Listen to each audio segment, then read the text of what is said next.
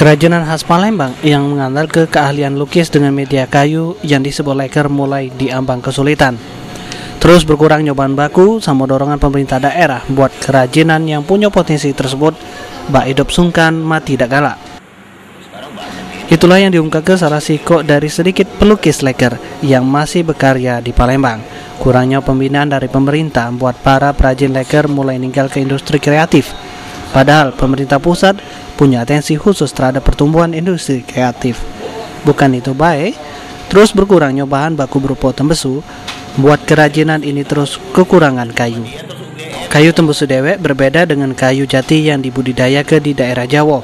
Kayu tembesu di Palembang sama sekali bukan jadi bahan bisnis, di mana warga lebih cenderung nanam karet sama sawit. Lokasi tempat industri ini berpusat juga jadi masalah.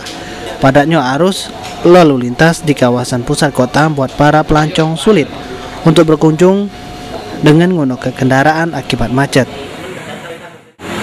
Kemungkinan di sini bukan lacquer saja, tapi kerajinan ukir Palembang ini akan